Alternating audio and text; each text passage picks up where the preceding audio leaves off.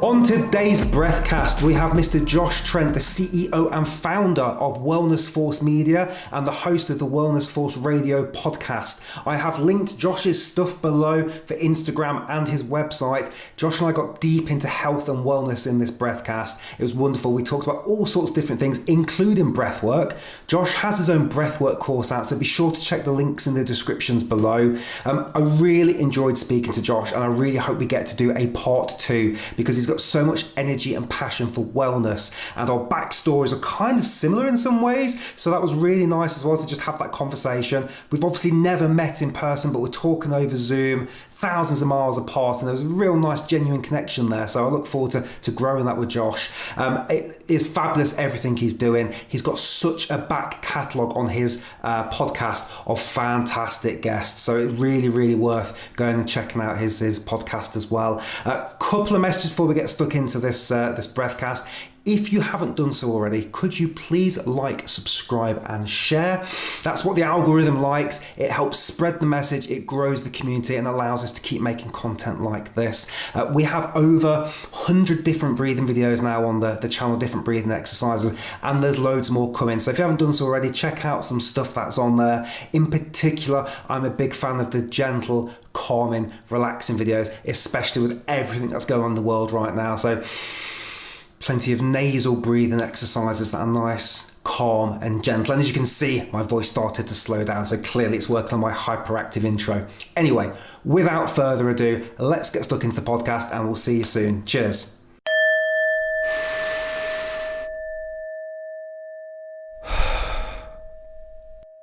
Okay, and we are recording. So Mr. Josh Trent, how are you doing today, sir?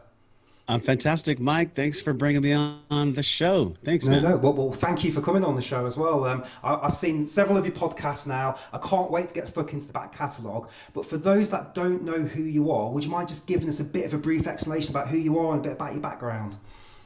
Well, that changes all the time. But in this current moment, Mike, a curious wellness enthusiast who is the CEO of Wellness Force Media. We produce content for men and women that really just helps humans discover physical and emotional intelligence. And intelligence, it ain't how smart you are. It's not how many degrees you have on the wall. It's not how many books you've read. Your true intelligence that we explore with Wellness Force, with the podcast, with everything that we do is we gather, we apply, and then we embody. You know, this is the art of intelligence, and this is the art of being well, is having the knowledge and really the courage to execute and try and test and iterate and go through really the arena of life, right? Gather all the information, test and try it out and do the breath work and do the cold therapy and eat the foods and do the workouts. And then when we really are ready, I think Spirit delivers us this embodiment, which we all want to embody these heroes like the Laird Hamiltons and the Wim Hofs. You know, we want to embody what they have, but they walk the path of doing it. They gathered, they applied, and that's what we talk about on the podcast, you know, the Wellness Force podcast. And my background was 10 years in personal training. I was a fitness professional and, you know, Mike, like 10,000 hours working with clients. And I eventually left that world and I went into the corporate sphere. So I was sitting in a cubicle and I was committing spiritual suicide, and I was doing it for perceived financial health and perceived safety. I'm doing double bunny ears because there's no such thing as safety. It's an illusion. It's an illusion. Yeah, it is, yeah. We're taught that by parents who were taught that by their parents. As Alan Watts says, it's all wretch and no vomit. Everybody sells each other the same story, but nobody ever actually gets rid of it and writes a new one. Well, I chose to write a new story, which was, I got this beautiful gift of being fired in 2015, and my mom was in a mental home. We had to put her in a mental home, and I broke up with my relationship with my partner at that time. So it was like the universe just knocked me to the ground, like health, wealth, relationships, stress, boom. And it was in that moment with my back against the wall that I just had a moment with God. I'll never forget this, Mike. I was looking over a golf course at like 2 a.m. I was sleeping in my friend's bedroom in 2015. And I had nothing. I mean, I just had all my clothes in bags. I'd moved out of my place with my lady at the time. And I had no money. I had nothing going on. I mean, I was literally like just screwed. And I got to this place and I just took a deep breath, actually. I took a deep breath. Yeah. And I started crying and I just asked, I said, God, like it's been a pretty rough road. And I know I've left you a long time ago. I know I left myself a long time ago. I didn't have the courage to do the things that I wanted to do, that my heart wanted me to do. Can you help me? Like, please show me the way. Like, whatever I'm supposed to do, show me the way. And it was in that moment that I realized that I would actually take my dream. My dream was to hold powerful conversations, to be a force of wellness, to be somebody who people could depend on for the truth about how they can navigate this complicated world. And it was in that moment that I just made the decision. I was like, I'm going to go for it. I'm going to either do it or die. And I know that sounds dramatic, but the only way that I made it was just by sacrificing and putting everything in front of this one sentence. And that sentence is, I would rather die than go back to how my life was. I would rather die than go commit spiritual suicide in a cubicle again. I would rather die than live somebody else's dream. And that was it, my friend. I mean, there's a long road and a lot of nuance in there to describe, but that was the decision I made at that moment. And then that led me to the breath. That led me to interviewing world-class people around the world and traveling and being able to sit here with you and provide like real value, real experience, real embodiment from actually doing the work. Yes. I have a lot to do still, right? We all do. But that's the encapsulated story of how I came to be here with you and what Wellness Force is really all about. Ooh, and I'm going to be naughty now and talk a bit, because I know it's meant to be an interview, but I want to share something with you as well, which is we've got a similar journey to a degree, similar-ish, because same story, me and my partner, marriage ended, but this was about a year later, so this was just early 2016, and same thing, the house was gone and the dogs were gone, and I had this moment as well of like, crikey, I'm in a job I don't like. But mine wasn't per se a God experience, but there was definitely this route of listening to Alan Watkins, listening to some Steve Jobs, which led me to Joe Rogan, listening to that, hearing about this crazy guy called Wim Hof, and then going to spend some time with Wim Hof, then going to a Tony Robbins event, which made me quit my job after 15 years. And then last year we bought one-way tickets out of the UK and we just went traveling. And me and my girlfriend, we just left and we sold the bed, we sold the car, and we just went. And then during that time, we started really working on the YouTube channel. And and then here we are back here now. I get to speak to people like you. So I just thought there was a couple of similarities there. That was really nice to hear your story. Well, the hero's journey is similar because we're all, and I don't want to get too metaphysical because I know we're just digging in here, but like, I am you and you are me. That's a very frightening concept for some people to take in. But I've had so much exploration with this, especially over the past 2 years, with mentors like Paul Chek and people that really understand the fact that when I look at you, Mike, and when you look at me, we're just different expressions of consciousness. We're God experiencing God's self.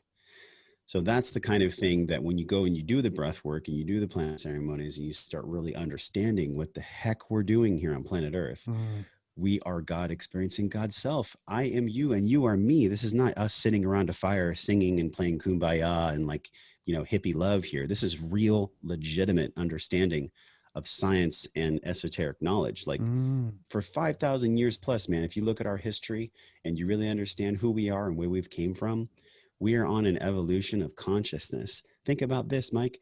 We used to own women like property. We used to own slaves. There was apartheid. Why do you think Americans even came over to North America? They wanted to retreat from the tyranny that they were under. So we are all progressing. We are all evolving. And my story is your story and your story is mine. And so is every single person who's with us right here, being inspired by the fact that we are all on our own unique hero's journey, and you cannot deny it. It is undeniable. I like that. Have you ever read the book, The Egg? It's a short story by Andy Weir. You ever heard of that? It sounds like something I get to read. Basically, I'm going to butcher it now, but it's a very short story. He's the guy that wrote The Martian. I don't know if you saw the film with Matt Damon, but it's the guy that did that. And he wrote this little short story, and basically it's about a person that's just died, I think, in a car crash, and they wake up. And I'm going to do a spoiler alert here, so I'm so sorry, but it's essentially what you've just said. It's like, oh, so I was me, but I was also my children, but I was also my parents. And I'm going to stop there because I'm ruining the book, but it's like a 15-minute listen on Audible, so it's really great. But you just reminded me of it's a similar kind of overarching story there. I'm going to look up the book, man. I got it on my queue right now. Yeah, I think you'll like it. I want to jump into something you said at the start, because there's this thing around wellness and there's this piece around knowledge. And for me, I've heard the quote before, most of us could write a book on diet, couldn't we? We could all write a book on how to lose weight. We would all know, less in, move more, all those sort of things. But there's this thing, and I struggle from it, I'm sure we all do, it's a human condition, why we don't take enough action when we know these things. So I would love to know your journey and any advice you can give on how we can take more action when we've got the knowledge. Wow, this is beautiful, man, because this is the universal human struggle, isn't it, Mike? We know what we want to do. We've promised ourselves something. We know what we, quote, should be doing, but we're not doing it. Well, why is that? There is a myriad of reasons, but it essentially boils down to two things. And this is going to be quite reductionistic, my answer. And we can unpack it from there. But the reductionistic answer is that we are making decisions from either a place of contraction or expansion. And if you look at the work of Alan Watts, or even if you study some of the things that Dr. Kelly Brogan has been putting out, or any of the great masters, whether ancient or contemporary, they're all saying the same thing with different words. And they're all saying we either come from contraction or expansion, we either come from love or fear. And that is it. In the middle of knowing and doing, there's contraction or expansion, or there's love and fear. I mean, there's no way to deny this. Now let's go deeper on that. What is the cause of love and fear? What is the cause of contraction and expansion? The causes of that are traumatic and trauma and lessons. So there's capital T trauma and there's lowercase t trauma. Lowercase t trauma when we're children, and it really boils down to ages 0 through 7. Yes, of course, trauma and understandings of who we are and social imprints and subconscious imprints, those can happen after age 7, 100%.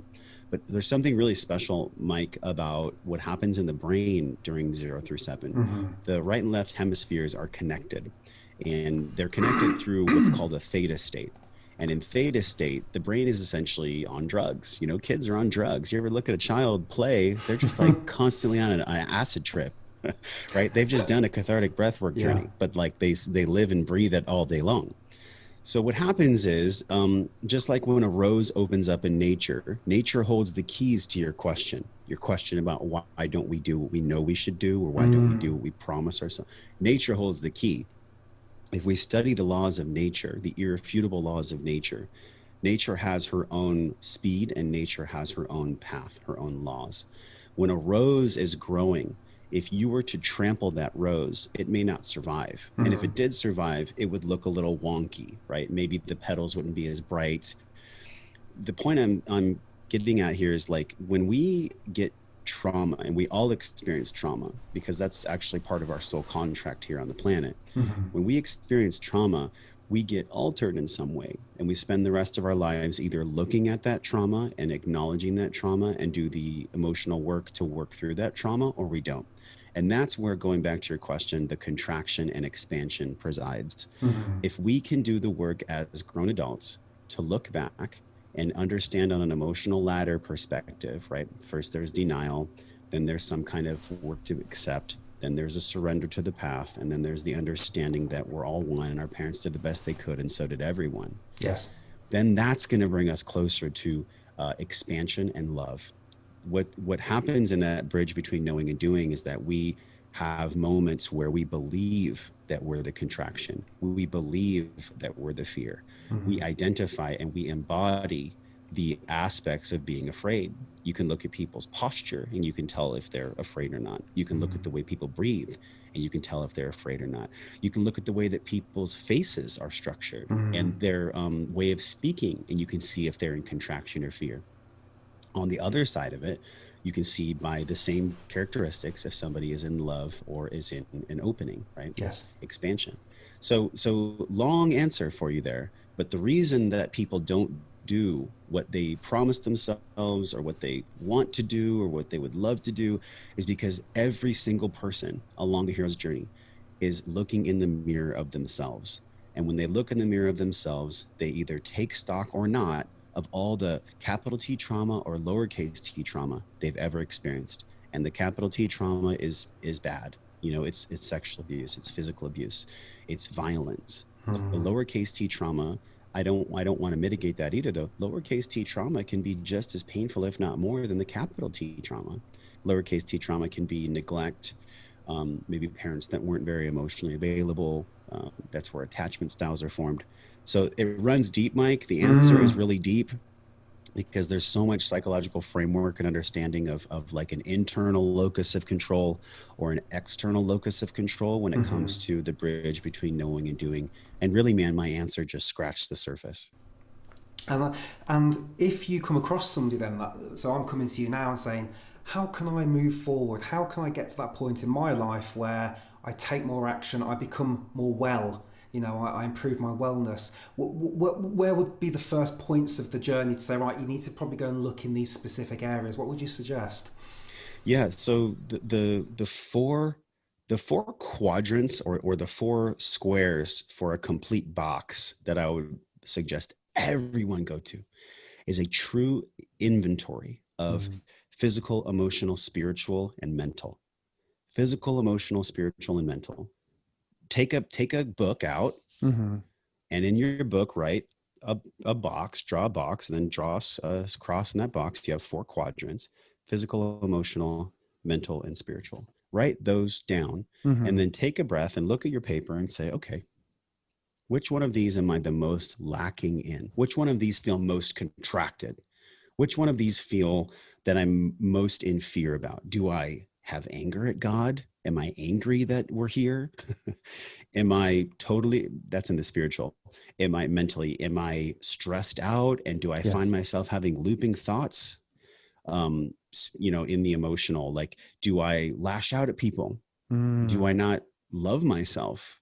Do I look in the mirror and go, oh, you fat person, or, oh, you're gross, or whatever it is? Take a real inventory of these squares. And on the next page, write down the self-narrative that you have and be like, okay, when I took the mental inventory, here's what came up. When I took the spiritual inventory, here's what came up. Start there, my friend. Everybody, if you can start there, then you can identify, you can have really what we call self-awareness of the story on a subconscious level that's being written. Because quite frankly, the story that we're being told by our parents, that was told by their parents, and that was told by their parents, it ain't working anymore. It's what's kept us in a perpetual cycle of servitude and really of bondage to the unconscious collective that is dark, and the unconscious collective that is actually, in my opinion, causing people to be in fear right now with COVID and with all the forced vaccinations and forced lockdowns and all this absolute BS that we're experiencing. It is people not realizing that they are love and that we are one. It is people in total fear. There is no emotional inventory. I guarantee you 99.99999% of the people who are in fear about COVID and wearing masks and wearing gloves and washing their hands while they wear gloves, they're not doing this inventory that we're talking about, not doing it. If everyone on the planet took 3 minutes to do this inventory, and then from that inventory, they then identified where they are in most pain, because as you know, Tony Robbins talks about this, we're either motivated by pain or pleasure. And quite frankly, pain's a way stronger motivator sometimes. Because when we're in pain, it's survival. We have to get out. It's ancient brain. It's amygdala. So when we take that inventory, Mike, I guarantee you when we do that, we're going to at least identify and take a deep breath and just understand, like, okay, this is the area I'm going to focus on right now. This is the area I'm going to focus on right now. And I would say for most people, my friend, for most people, it's love. It's self-love. Most people don't love themselves. We're all in a journey to understand that we're powerful beings and that we matter and that the work that we do in the world matters. And that's the key piece where most people stay stuck. But that's the starting point. There's a lot more there too. There's this piece around not loving yourself. I've got a very good friend that's a hypnotherapist, and he was telling me that, there's people that will go out and have a load of beers at the weekend and a couple of Domino's pizzas, and then they're saying, I can't afford the therapy. I can't afford the £20 for therapy, but I can afford the pizza. And it's like, if you don't love yourself enough to give yourself that small amount of money to go and do something, it's always a shock, I guess. And I felt like that recently. I'm at the very start of the journey. The podcast hasn't aired yet, but I had some time with Troy Casey, who I know you know, and I had a chat with him, and again, my friend who's the hypnotherapist, and I'm on that journey now with organic. So I'm just at the very, very start of it. And straight away I'm thinking, oh my God, what have I been doing putting this other stuff into my body? Because it's very easy to kind of close yourself off to all these different things, all these pollutants and pesticides and all this sort of stuff. But again, it came back to some words that my friend said to me, which was, I'm really surprised that you don't kind of give yourself that extra bit of love and respect to put in the really good food, because you can afford it. And you've said it in a different way, but it just got me thinking, do you know what, crikey's right. I'm saying to myself, oh, I don't want that piece of chicken because it's an extra 2 or 3 pounds because it's organic. But actually, do I not deserve to put that extra meat into my body that's slightly better than the cheapest stuff, where the industry have taken every shortcut legally possible to get that price down as low as they can? Anyway, it's not a nutrition thing. I just thought I'd share that because that's quite relevant for me right now, this piece around you need to have some more self-love. And I'm talking to myself here, and I think it's something that a lot of people do struggle with, which is, let's treat myself as important. Let's give myself some love. Let's be kind in our minds to ourselves as well, because we can be our own worst critics sometimes, can't we, as well? What I'm keen to know from you is, what's your journey been like from sort of 2015 then? Because I think back to, again, I think about, like, let's say early Joe Rogan. 2010 isn't a long time ago. And if you go back and watch the early podcast to where he is now, it's a different human. He's had the education of life, hasn't he? He's had all these great people, and you're so much further along the journey than I am. You've had some superb guests on there. I have too, but you had such a vast quantity of these superb guests. Can you give me a bit of a flavour of kind of what your evolutions look like over the last couple of years? Well, the flavor has been bitter and sweet. Okay. I mean, the flavor has been bitter at times, but I'll start high and then we'll go low. So the high level view on this has been like, yes, it's the hero's journey. And the reason that it's been bitter and sweet is because I am walking the path of duality, just like you are. And in duality, there's dark and light, there's day and night, there's good and bad, there's all these different things that are opposing opposites. If you look at the laws of nature, and I go back to the law of nature because exactly what your question is about is what's been my journey. Well, I'm Mike, and so are you. We're nature experiencing nature. We're God experiencing God's self. So I've had multiple moments of hardcore duality, been in super duper pain, pressed and upset and all these things. And then I've also had moments where I'm elated and where I'm learning from the best people in the world and where I'm taking this like information and putting it to use and serving other people with it. And so the reason I'm saying all this is because it has been the ultimate journey of just loving myself this entire time has been like, okay, when does my desire to serve others and when does my desire to be the best podcaster, the best man, the best future father, the best everything, when does my contraction and my old beliefs from childhood get in the way of that? In these past 5 years, since I started the podcast and since we've grown Wellness Force Media, I have had threshold after threshold where I've been challenged to let an old belief die, let an old way of living die, and let new space for new life and new growth and new ways of being and new beliefs to come in. What I really mean by that is I had to let the old version of Josh Trent die so that the new, loving, empowered version can step in. And that will be a continue hero's journey till the rest of my life. That's how we're designed. Look at everything that's happened for everyone that has some kind of powerful story, whether it's Wim Hof or Laird Hamilton or Mike, Maher or Josh Trent. Like, we all have unique experiences where we have to get beat to the ground. We have to have everything around us burned to the effing ground so that we can take a breath and then figure out where we want to go from there. Because let's face it, the old way wasn't working. Right? The corporate American job for me wasn't working. I'll never forget this, man. 2015, I went to the office and I was like really satisfied with my good paying job. But I was committing spiritual suicide. Like, I literally every day I'd wake up and I'd be like, what am I doing? What the hell am I doing? But I wanted that safety, that security, because I dealt with a lot of lowercase t trauma in my childhood and I wasn't aware of it. I've unpacked that now. So I'm doing the work on that. but I wasn't aware of it, and it was driving my decisions.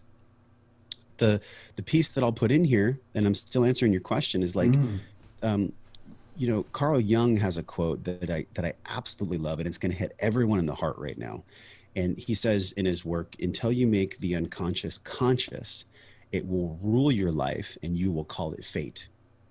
Until you make the unconscious conscious, it'll rule your life and you'll call it fate. Yeah. You'll say, oh, that's just how it's supposed to be. That's how it happened for my dad. That's how it happened for my mom. It's all wretched, no vomit, Alan Watts. So what I was dealing with in 2015 is I was still force feeding myself the story that life is hard, people can't be trusted, money causes evil, expect the worst to happen, blah, blah, blah, blah, blah. The only way I was able to throw it up was to get my ass kicked to the ground, and life served me some dark contrast so that I could then go towards the light. Nature hates a vacuum. If you look at my journey and your journey and all of our journey, it again aligns with the laws of nature. Nature hates a vacuum. That's why there's high and low pressure. High pressure always seeks low pressure. Sodium and potassium always balance each other out. There's always some kind of a high pressure, low pressure event in the world. Right now we're in chaos. Chaos is just disorder trying to seek order. There's always this high low pressure in everything that we do, in all those quadrants, by the way: spiritual, mental, emotional, and physical. So my journey has been since 2015, like really getting served these moments of deep contrast, of pain, so that I could use that opportunity to burn off all the crap that's not me, that's more contractive. And then in that contraction, I can feel the squeeze, just like we all are right now with this craziness we're experiencing. And then we can move forward from love, but we have to be squeezed first. We have to be contracted before we can expand. And that's what it's been since 2015 in so many different ways, man.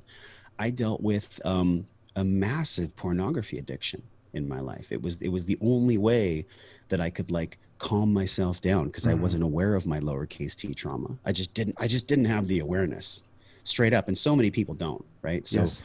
So I did the work on that, and I've done the work with food, and I've done the work with breath, and I've done the work with movement, and I've done the work with emotional body and somatic awareness. And I mean, the list is pretty long, and it'll continue, because I don't think anyone can ever be 100% healed. No. But what we can do, Mike, is we can recognize that we are 100% whole. That's the difference. Oh, I like that. By the way, I find it very enjoyable listening to you. I could listen to you talk all day. You've got a lovely voice, Josh. Just thought I'd stick it out there. Bit of feedback for you. I recently finished David Goggins' book, Can't Hurt Me. Game changer. Let's talk about that and say that. And there was just great book, great story, and it was okay. You go through a few books, and sometimes they have a bit of an impact on your life, sometimes they don't. And there was a bit at the end about how he was basically saying he was dying and he needed to start stretching. And I've had all sorts of physical problems over the years, and I was like, oh, do you know what? And I did then Tony Robbins afterwards, and he was like, put the important things first at the start of each day. I was like, I need to stretch. So I've been stretching now for about 3 months, and things are really starting to open up. But anyway, I digress. The next book I then picked up after Goggins was Dr. Carol Dweck's Mindset. I don't know if you've come across that. And I'm only halfway through that, but it's already given me enough. And just relating back to something you just said about the conscious and the unconscious, I've always said I can't learn other languages. It's just me. I just can't do it. I was rubbish at school. I was put into the worst French class. They just let us play games because they didn't think that we could learn it. My girlfriend's from Poland. I can't speak Polish. I can't learn other languages. And then I started listening to Carol Dweck's book about fixed mindset. I was like, oh, Jesus, I have got a fixed mindset when it comes to learning other languages. And that, to me, has been a real switch going, hang on a second, what else are you not aware of? And of course, it's almost infinite, isn't it? All these things like you're talking about, they're in the conscious. But I've gone through life going, well, there's no point trying to learn Spanish. There's probably no point going to spend a year living in wherever, because I just won't learn it. So you're right. I would probably have classed that as some sort of fate or just, I just can't do those things. But actually, taking a look at myself going, oh, no. There's an unconscious bias here. There's something going on in your brain, and you've gone, hang on, I just accept it. But anyway, I'd love to hear your thoughts about Goggins.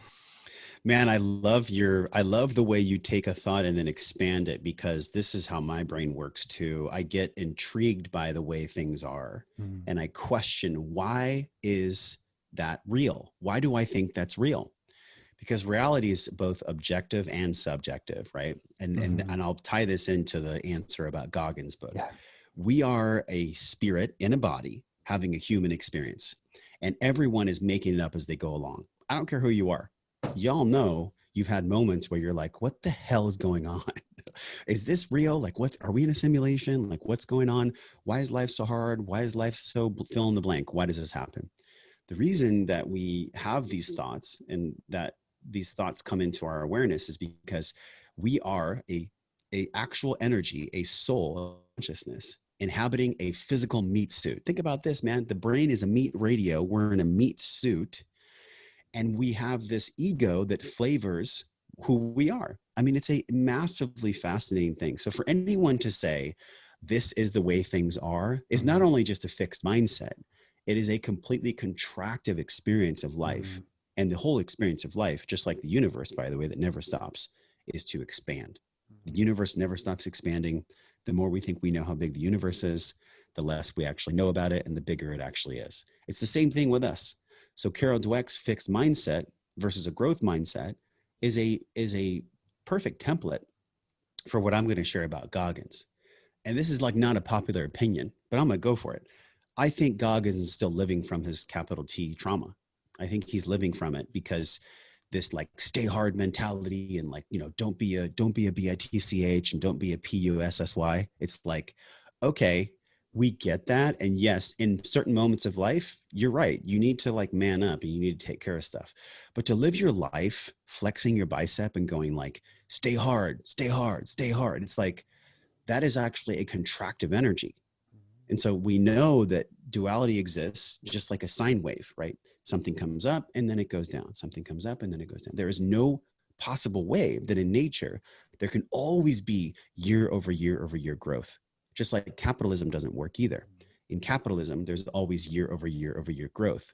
Sometimes in nature, you see trees that grow big, but eventually they all fall. It's the same thing with capitalism. And it's the same thing with someone that says, stay hard, stay hard, stay hard. Eventually you have to relax.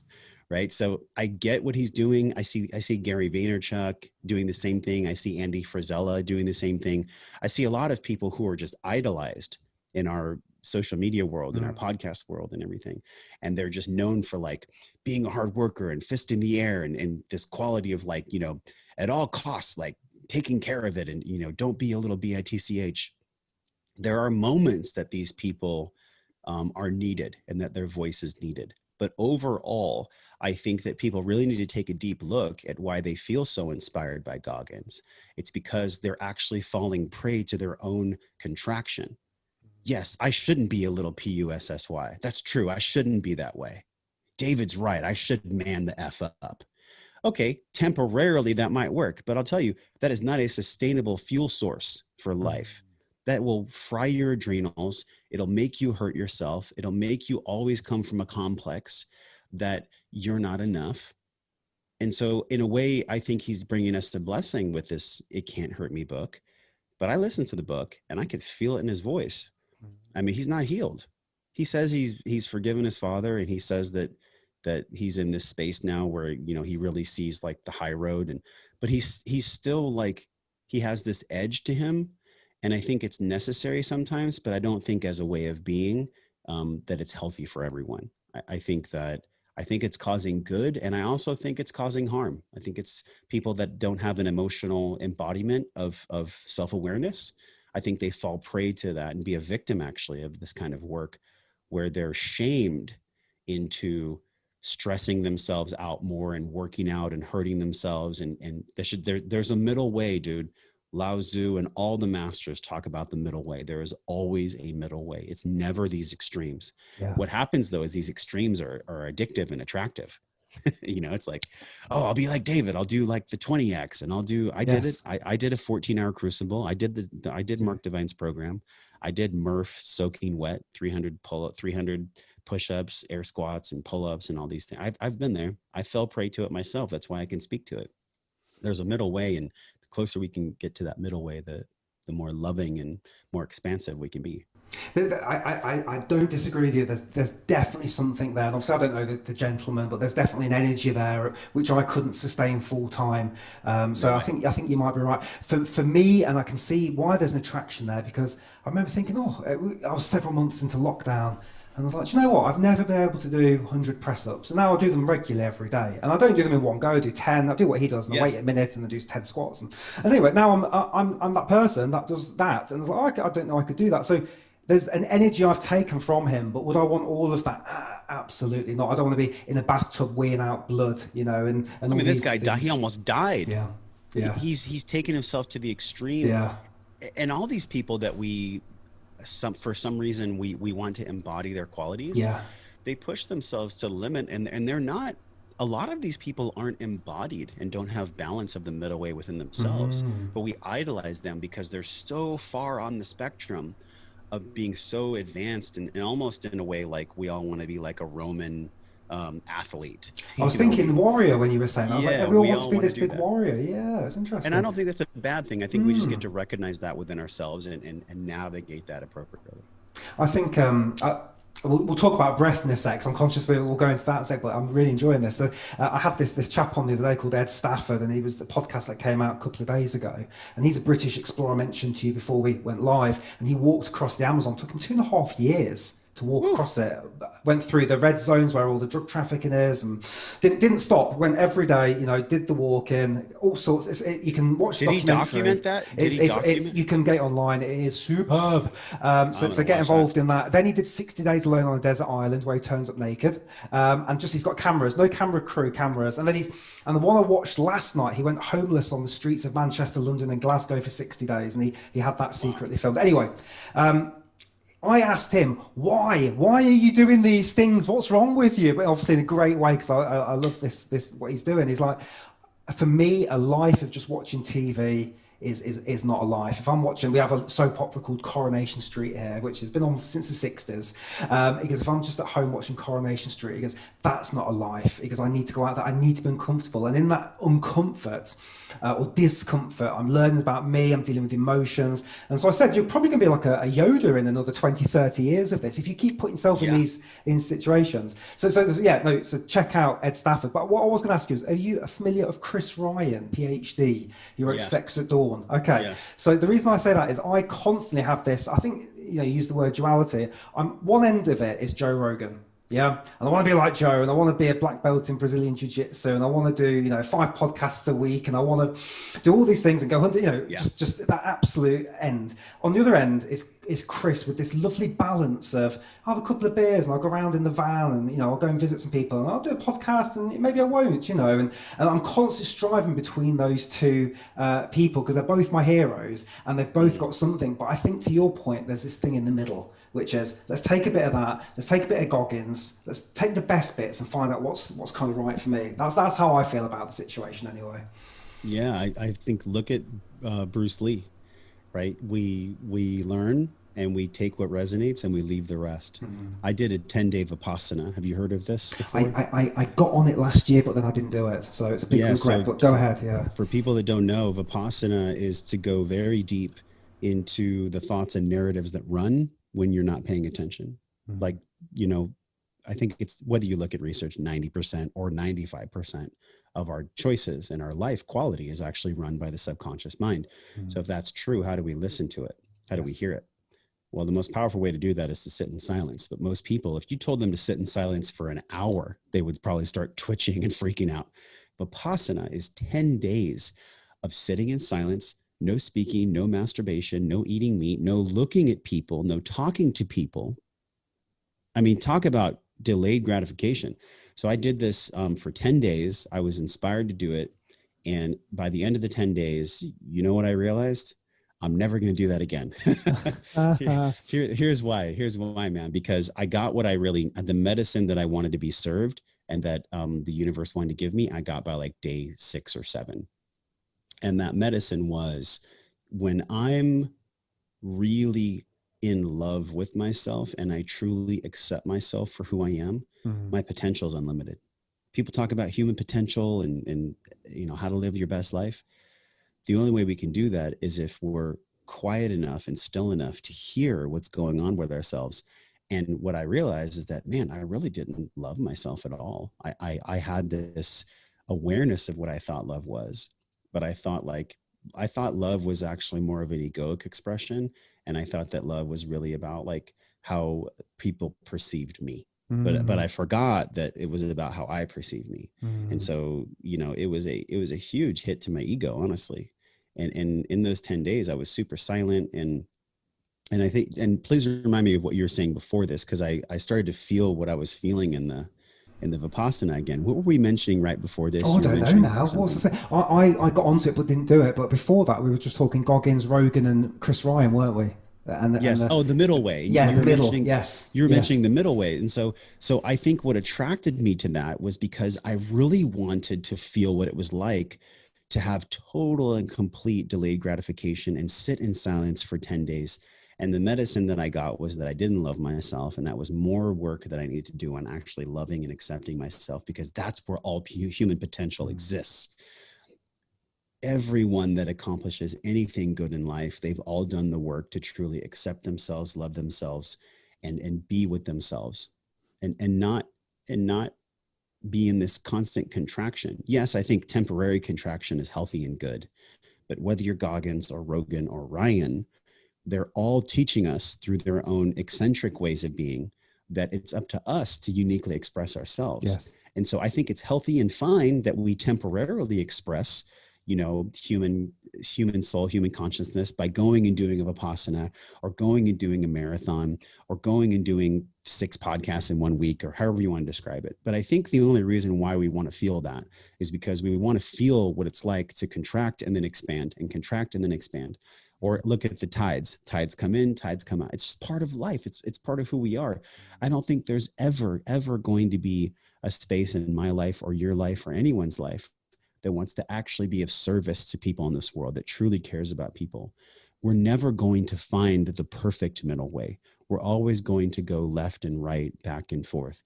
But I think as we grow stronger and as we become more embodied, Mike, we gather, we apply, and eventually we embody. As we do the work to truly embody, I think the middle becomes more of a home and less of a stranger. I think we really start to live in the middle more, not all the time, but just more. It's the yin and yang, isn't it? It's that balance, the light and the dark. It's finding that. Yeah, it's middle ground can sound quite boring, but you're right. It's that piece around. I like a little bit of this. I need a little bit of that. I need to be comfortable. Can't be uncomfortable my entire life. That's mental. But yes. I need some discomfort. I need to get in a cold shower. I need to jump in a cold bath. At the same time, I want to put a jumper on when I'm a little bit, chilly when I'm watching TV. So yeah, right. I absolutely find that balance. Let's switch gears a little bit then, Josh, and let's have a chat about good old breath work. So I would love to know, what's been your experiences? How did you first get into breath work? Tell me a little bit about where that all started.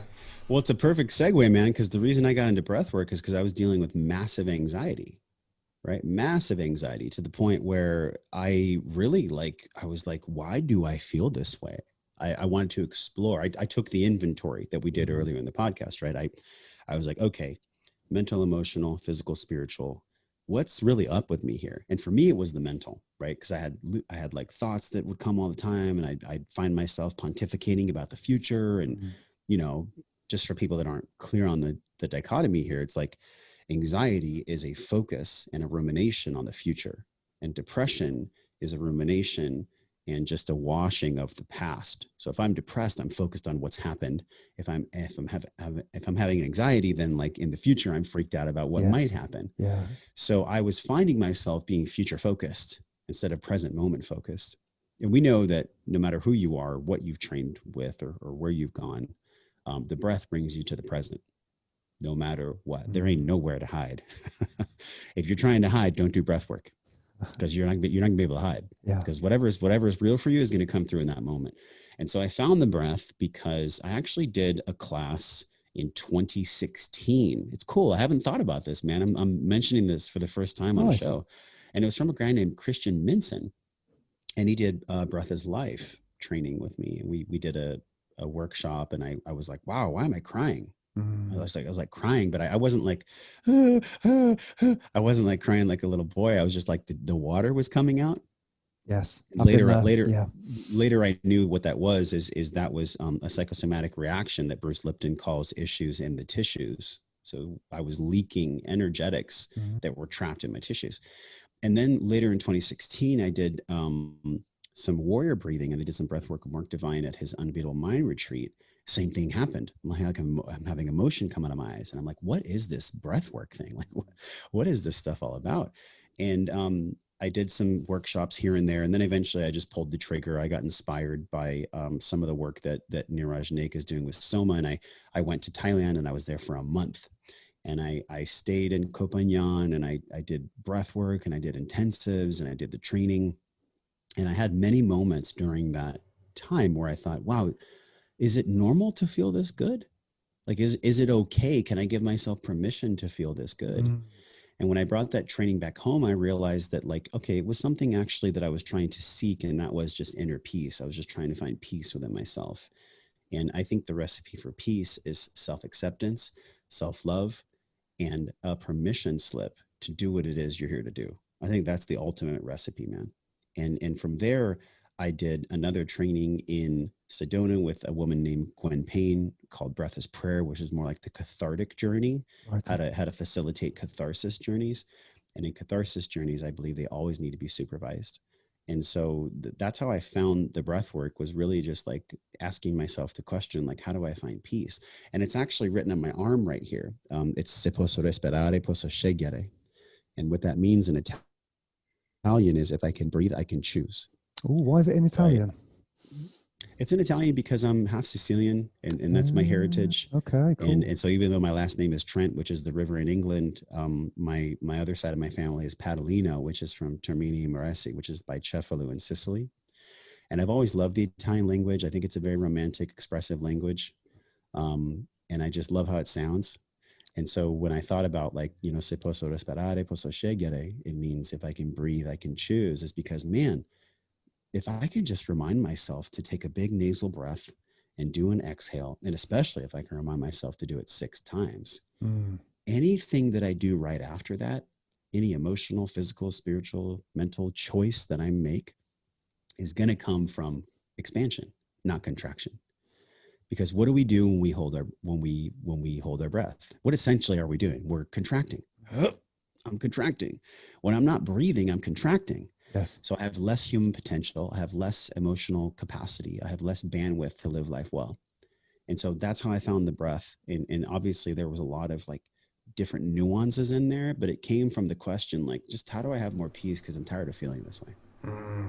Yeah, I had a couple of emotional experiences when I was doing the Wim Hof. And then last year I went on I think it's called a biodynamic breath work retreat or course. It was an hour of just deep breathing, but no retentions. And I didn't, but some people had some big emotional releases in there. I think I had a bit of laughter, but I definitely walked away from there chill. I was properly chill, properly relaxed, just feeling fantastic. Just left. Yes. Had a little bit of, like, they gave us some like vegan snacks afterwards, and there was like incense burning. They gave us a sage blessing as we went in. It was just a lovely setting.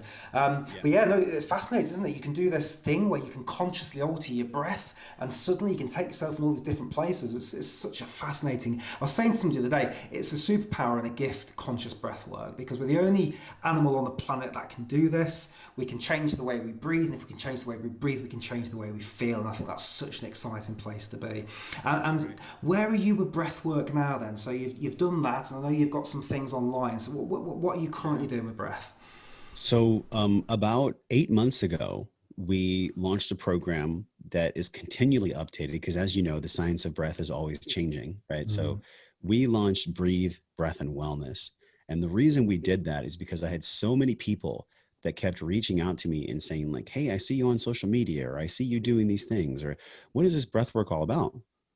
And I got to this point where I kept giving people like the same email over and over and over again. And I was like, okay, I'm just going to put this in a super affordable space so that people can go get it and go actually, you know, attach to the power of the breath and have it be something they can integrate in their lives. And what happened was, this is a cool story, man. I don't recommend people do this because I'm actually done with plant medicine, but it served me. I did about 12 ayahuasca ceremonies in my life. And in one of the ayahuasca ceremonies I did at about 2 a.m, I snapped up. I immediately walked over to the computer and I purchased breathwork.io because I realized not only are psychedelics misused and abused, and I actually got this message from the medicine herself. It was ayahuasca. And I was told, like, go to namecheap.com, buy breathwork.io, put out a program that's about breath and wellness, not just about breath, because breath is powerful, but it's a supplement and a complement to holistic living. And put that together, and that's going to be part of what you give to the world. And I was like, okay. Actually, I went and bought the website, and now I'm in this space where I integrate both, like, yes, there's practical breath work where we do box and circular and in conscious connected breathing, and we give people the history and the science and the foundation of breath. But I was also shown this unique tool, and that was using safe vape technology, cannabidiol. Because in my research, what I found is that the endocannabinoid system and the autonomic nervous system, they both dovetail and they innervate on the back of the diaphragm. And you know from your trainings, and we all know if we've ever even looked into the breath, that when we take that deep breath and we have that contraction and expansion in our diaphragm, that can actually signal the vagal nerve so that we can have more rest and digest. Everything relates and everything innervates with one another. And this was the most fascinating thing. And this is why I integrated it into the Breathe, Breath, and Wellness program. The use of cannabidiol, and I'm not talking about CBD drops, but the actual use of low temperature, non-toxic, safe vape inhalation after we've done our inhales and exhales and our breath retentions, that's what can produce massive relaxation and get people very calm, very shifted over to the parasympathetic, and then leading the rest of their day with more creativity and focus and calmness. Like, that to me was the ultimate, because I'm like, okay, it's really important that we understand the fundamentals of breath. And I don't think that, I'm sure you would agree, like, before anybody adds anything else to the breath, they first have to understand the physiology and the psychosomatics of breath and the proper training of how to do it. Because most people don't breathe correctly. Most people as you know, Dr. Belisa Vranich that you had on the show, most people are vertical breathers. They breathe like this, and they don't breathe horizontally. So that's like a very quick nutshell of what brought me to the breath and like what the Breathe, Breath, and Wellness program is all about. The reason we do that in there is because it's so important to give ourselves creativity and to give ourselves an expansion as we do the breath. Because most people, when they get into the breath, they'll take a course or they'll do a training and they'll say, okay, that was cool, but they'll never do it again. They don't actually work towards embodiment. And so when I found the combination of the safe vape and the CBD, I mean, I would love to give you access and have you just look at this, and maybe you can do some experimentation on your own. It has been phenomenal. It has been absolutely phenomenal to put this CBD into the actual breath work and have it be an integral part of it, because I think we're in a time where most people are in fear. And I say most, I'm guessing that probably 80% or more of people in the world right now, as we record this show, are in fear. And what do people need right now? They need to take a deep breath, which I love.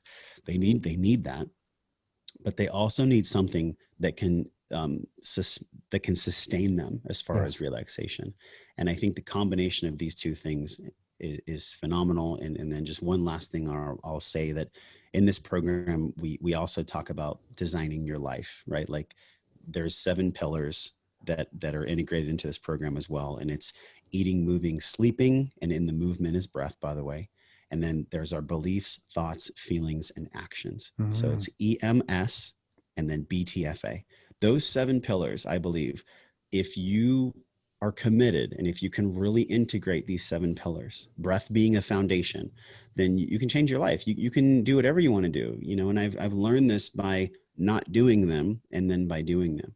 And I think when you look at the breath and the cannabidiol and the pillars and really just a holistic lens, if you push all this together and if you amalgam all these things, you will really find what's unique for you. And I think what's unique for all of us is, can we use these tools and can we express ourselves, and really, can we love ourselves? That's what this is all about.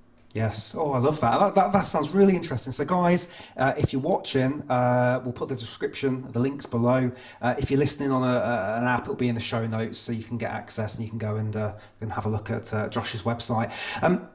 I'm really glad you mentioned sleep because I'm obsessed with sleep. I was always one of those people that was like, I can get by on 6 hours. Tony Robbins famously gets by on God knows what. And, Margaret Thatcher and Ronald Reagan both got by on 3 or 4 hours of sleep a night, both No died of way. Alzheimer's. I don't believe them. Yeah, well, there was Yeah. that piece around, is it true? But then they both had obviously cognitive problems as they got older. And are you familiar with Matthew Walker, Dr. Matthew Walker, Why We Sleep? Have you I've that heard the book? book. I've read Sleep Smarter by Sean Stevenson. That's Oh, a okay. phenomenal book. I bet that's also good. There's Yeah. there's so much out there, and they're all great, Mike. Yeah. I'm not saying, but I think if we just read one book on sleep, we're good. I don't It, think we need. I didn't finish it. I got the Joe Okay, Rogan experience version, and that was good enough. And then I great. got through about maybe two-thirds of the book. And I was like, at one point, you get to the bit where it's like, and here's another reason why if you don't sleep properly, you're in big trouble. And so it kind of lands it. But those just, for me, I actually went through a real period of anxiety after because it's like, I need to get my 8 hours. If I don't get my 8 hours, I'm in big trouble. Blah, blah, blah. And even when we were traveling last year, I nearly missed out on some big events because I didn't want to sacrifice my sleep. It's like, no, we have to get up early because we're going to go up the volcano, at midnight, and we have to get there for sunrise. It's like, I don't know if I want to impact my sleep for that. And I've kind of gradually found a balance there now. But it's something for me that I think too many people still, bit like breath work, where we're chronically overventilating with our mouth and we're not using our diaphragms properly. I think, I'm so glad it's a pillar of what you're talking about because I think it's just something else. People are like, do you know what? I can watch an extra couple of episodes on Netflix. I don't need to go to bed. I can get by in 6 hours tomorrow. And I think that's one of the beauties of one of the clouds, silver linings, the clouds we've got right now of COVID and a lot of people home working is we get the opportunity to get a bit more sleep. And I have to say, even though I felt so regimented. These last 7 months, I've really, really been quite selfish with my sleep, trying to get 8.5, 9 hours. And I feel like a different person. I can tell when I've had that good sleep. So anyway, so it's just wonderful to hear you say that it's part of your pillars because I think it's so important. Have you ever messed about with mouth taping at night? Have you tried that at all? You read my mind, dude. I was literally gonna grab in the next room. I have these strips. Ah, They're called okay. Yeah. Somnifix, Right. and you can tape your mouth. And you'll notice too, if for the people with us, when Mike is talking, my lips are sealed. So I'm breathing through my nose. I actually do it where I push my tongue to the roof of my mouth. Okay. And that is an association I've made where I can breathe through my belly diaphragm. Because you ever talk to people that when they talk to you, they look like this? Their Yeah. mouth is open the whole time. Yeah. I just want to go up to them and like Yes. lift their Yes. chin, because they just don't know. And I know you've done some content with James Nestor, and I love that book too. And all of these masters, all of these teachers for us, they're all reminding us to do exactly what we knew that was true when we were a baby. Think about this: when we come into the world, and when we're being held by our mother and father. If for some reason they plug our nose when we're a baby, we'll start to drown. We can't breathe. We don't know what it's like. We have the innate intelligence to only breathe primarily through our nose when we're an infant. And we are taught by society and we are taught by stress to breathe through our mouth. Yes. That's really what's going on here. This is a learned trait. And so the reason I'm saying this is because, man, like if we're breathing like that and when we're waking, it's no surprise that we're breathing like that when we're sleeping. And I think the Somnifix company is a good one. I'm not affiliated to them at all. I think their strips are great. If we can train ourselves over the course of time to keep our mouth closed while we sleep, oh my God, the amount of increase that you're going to see from your Aura Ring. I have the Aura Ring that I use to track sleep occasionally. I go through cycles. I'll use it for a month and then I'll get off of it. Same thing, right? Contraction, expansion, always coming to the middle. The reason I'm saying that is because, man, if you can train yourself to breathe through your nose and to sleep and use the tape or just use different tools. I have a new bed coming, by the way. It's a company called 8 Sleep. I'm going to interview the founder on the show.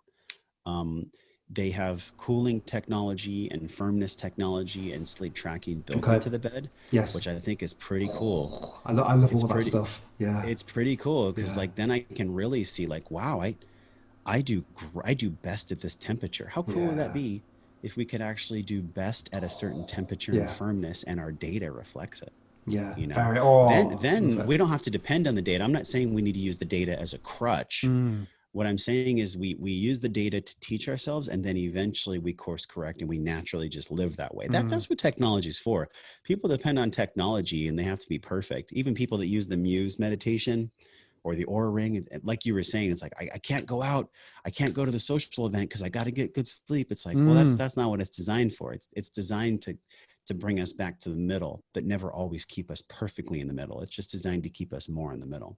So that's the long answer about sleep, man. And I think the best thing people could do is just use some of this technology to help them, but it's pretty easy. Sleep in a cool space, sleep in a dark space, and don't look at your phone or blue light before you go to bed. And also don't eat 3 hours before you go to bed. That's it. If you just do those things, I just conceptualized all these people's work in like 2 sentences.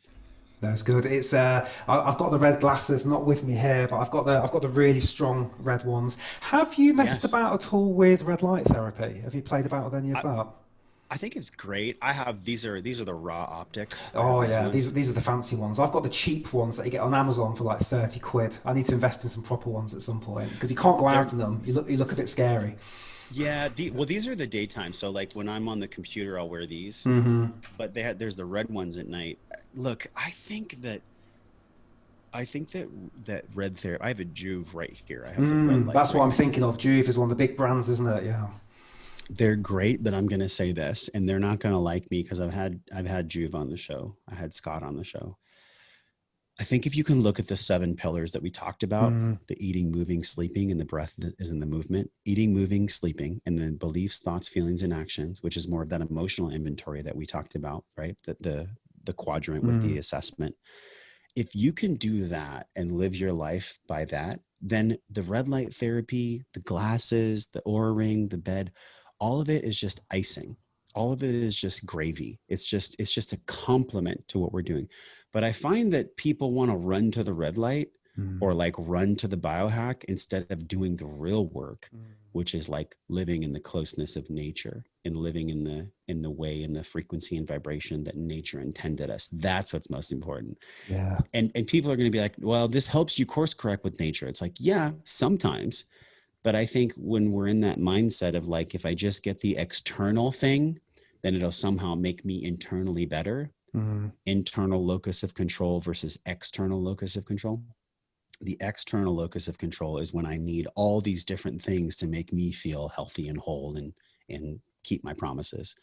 The internal locus of control is different than the external. With the internal, it's like, okay, I'm going to take the time to breathe. I'm going to take the time for cold therapy. I'm going to take the time for movement and for emotional health and for emotional inventory. I'm going to do these things because I love myself. And then because it's fun, not because I need it, not because I depend on it, because it's fun and it'll bring me just that little extra, I'm going to use the red light therapy. I'm going to use the glasses. I'm going to use the Aura Ring. That's what it's all about. But we're putting the cart in front of the horse when we put biohacking in front of living by the laws of nature. Yeah, let's get that foundation. I had Tim Gray on, which I don't know if you've heard of. He's one of the UK's, probably the UK's leading biohacker, and he ran the Health Optimization Summit in London last year. Yes, I heard about that. Great guy, Tim. And he said, and I'll paraphrase, I spent something like £1 million on biohacking. And what he came back to was most of the great stuff is the free stuff, which I love because it's, let's get a standing desk. Let's go and stand in let's be grounded and get daylight on us. Let's be flexible, all those great things. And then you're absolutely right. I believe in that. Then let's do those bits on top. So at night, if I want to watch TV, because you start thinking, well, actually, if you didn't have a TV and a phone, you wouldn't need the red light glasses because it's a solution to solve a problem we've created. So if you want to watch a TV, which is a bit of tech, then you probably need a little bit of tech to kind of balance that out. But if you're just sitting alone in a dark cabin, you don't need those red light glasses. You've got your candle light. But for me, I'm thinking right now, so I go out at lunchtime because I'm working all day, and then in the evenings I'm doing great things like this. And I'll go out at lunch and I'll go and stand on the park and I'll be barefoot and I'll try and get some daylight. But this is England, man. There's not really much sunlight going on here, so there's daylight. So part of me's thinking I might invest in looking a bit of red light therapy because I think it might just be that extra tweak. Whereas you're probably somewhere lovely like California, I'm guessing, where you've got probably some really nice weather going on there. So and I'm like you, I've got Italian heritage. So my grandma's from Naples, my granddad's from Avellino, so kind of middle of Italy. So I don't think I've got the genetics of somebody that can be in England. You know, whereas if you've got the heritage where you've probably always been in England for like 50 generations, you probably get used to those lower levels of vitamin D. But I can definitely feel more miserable when I've not had the daylight. So yeah, that's why I'm just curious if it's made a difference. But I think you're right. It's that piece around, don't make it a crutch for you. Don't rely on this, but use it to supplement all the great things you're doing. Yeah, there is so much placebo and honestly, just a lot of BS when it comes to all these tools. And I'm not going to single out any companies, and I'm not here to lambaste or to put people in the wrong. That's not my intention. My intention is just to be real and honest. Like a lot of these tools, they're sold because the founders of these companies, and I know this because I hosted panels for 2 years at the Consumer Electronics Show, the Fitness Tech Summit. I was the host on the stage, and I would interview people in front of the crowd, and we would talk to these founders about their products. Mm. And unfortunately, man, it was like pretty much all of them, maybe one or two, that really cared about people. The rest of them just saw a niche. They saw a white space, and they knew that people were in pain, and they wanted to go make some money. And I'm not saying that Joovv is that way. I think Joovv is a solid company. Mm.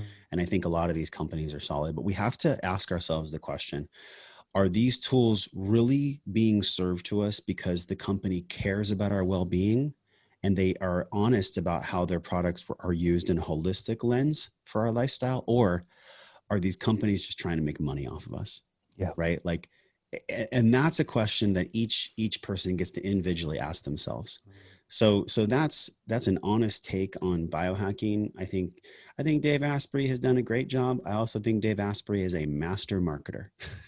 And I've had him on the podcast. So like, I'm not talking smack about Dave Asprey. What I'm saying is like, we have to be very cognizant and very aware and very conscientious about the true motives and intentions behind the majority of these products. That's a big thing to take into account when anyone is thinking about what's the biggest bang they can get for their buck.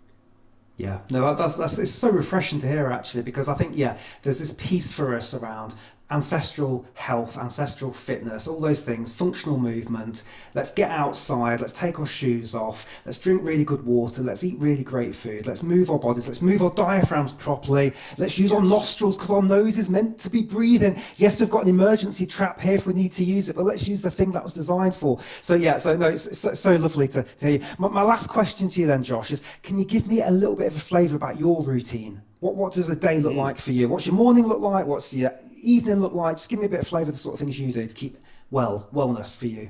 Yes. Okay. So the one thing I'll say is the very first thing that I do is I fill my belly with air.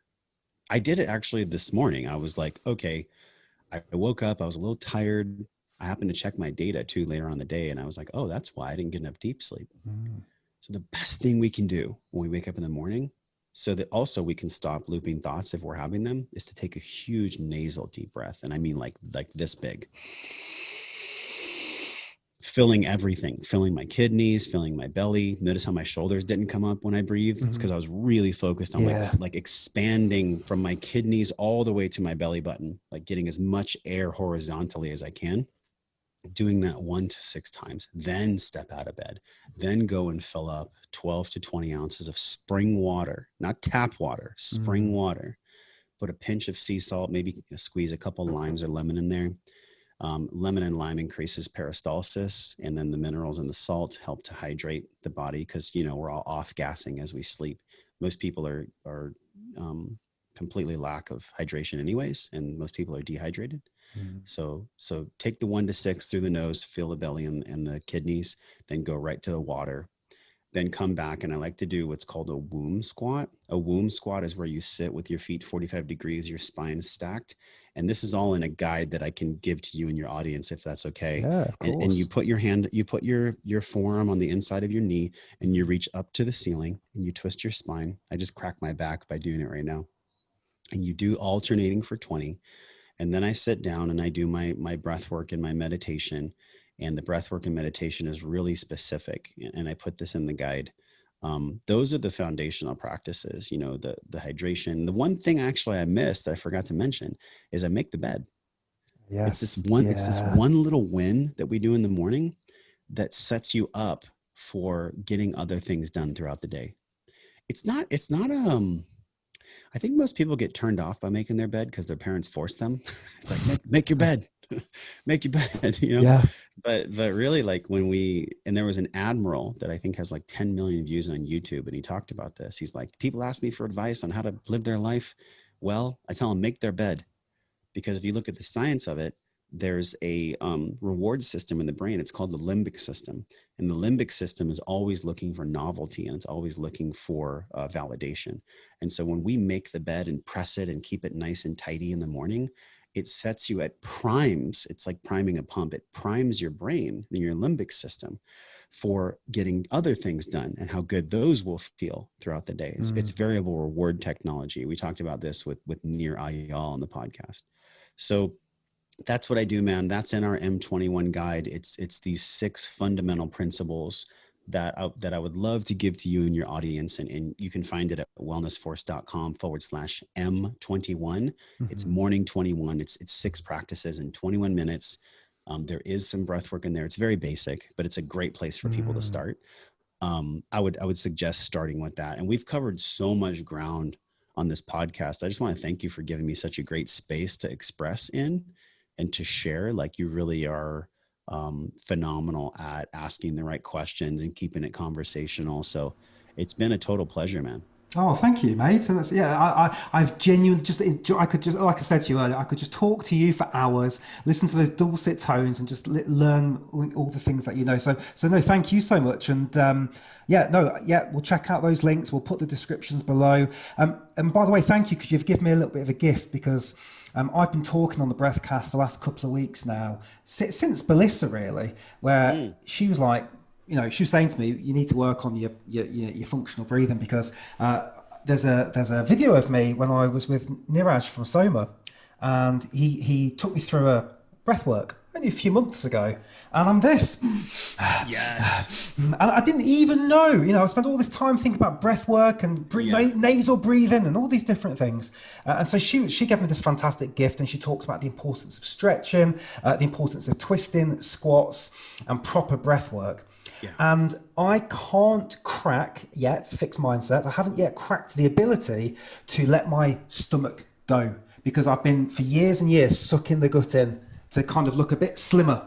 And the thing you said earlier around putting the tongue on the roof of the mouth to kind of trigger the other piece, I thought, oh, I like that. And already I can tell that that's going to help. So thank you for that. And guys, if you're at home watching and you're struggling with kind of releasing the belly and letting that diaphragm move properly, maybe try that as a different thing. Because I've also got, I've not unboxed it yet, but Baz Rutten sent me his O2 trainer. So I haven't had time to play with that yet. I don't know if you've had a go with one of those. I'm really looking forward to having a go with that at some point. But I know Belissa does. Is it a trainer where you breathe into a device? Is that what it is? You blow through it, so and you it change increases the your intercostal strength. That's it. Yeah. Okay. I haven't played with that. I mean, I definitely, what I do personally, man, and what we do in the Breathe, Breath, and Wellness program is I use an oxygen saturation meter, and I test myself to see how long my retentions can go. And from the training that you and I have done, the longer you can hold your retention, the more you can increase your capacity and your efficiency. And really that equates to stress management in life, because how we deal with ourselves when our breath is being held,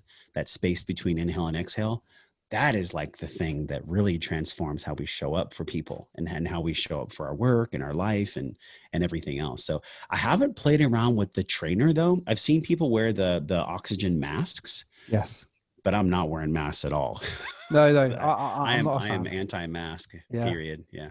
Oh, I think there's a whole other conversation we need to have. So I think we'll need to try it at some point in the near future. Let's get a part 2 in. And I've really genuinely loved this. So Josh, thank you so much. Once again, where can people find you? Wellnessforce.com to get everything we talked about. And the guide, which I explained, which is like my personal routine. And it's actually what I learned from like the 400 shows. I thought about like, Tim Ferriss did his Tools of Titans, right? Yeah. And so I was like, let me squeeze the most important nuggets. And what do people have? Most people have about 20 minutes or so. So I just put it in 21 minutes. That's wellnessforce.com/M21. And then if you want to learn more about the Breathe program for breath and wellness, it's breathwork.io. And that's the website for that. Wonderful, lovely. Well, guys, I hope you enjoyed this Breathcast. Let us know in the comments how you found things, and give it a thumbs up, a like, a subscribe, and a share, because it helps the algorithm, helps grow the community, and spread the message of positive breath work. Until next time, everybody, see you again. Take care. Thank you. Thanks, Josh. Thanks for having me.